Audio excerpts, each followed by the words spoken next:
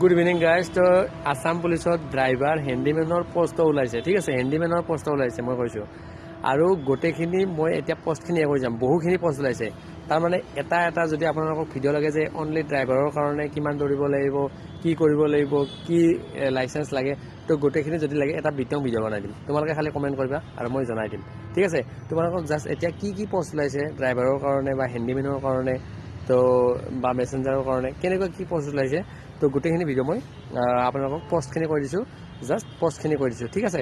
তাৰপিছত অহাকালি মই বিতং কৰি দিম। তোমালোকক যদি ভিডিঅ' লাগে তেনেহ'লে কমেণ্ট কৰিবা।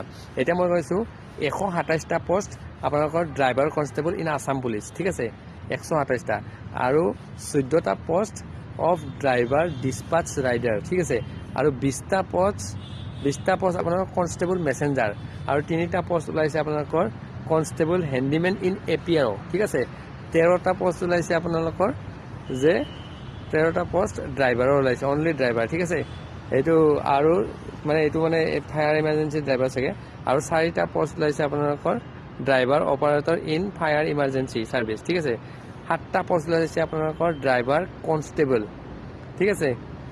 Constable of driver constable only, ঠিক আছে। আৰু 106টা পোষ্ট কিহত ওলাইছে ড্ৰাইভাৰ ইন ফৰেষ্ট ডিপাৰ্টমেণ্ট।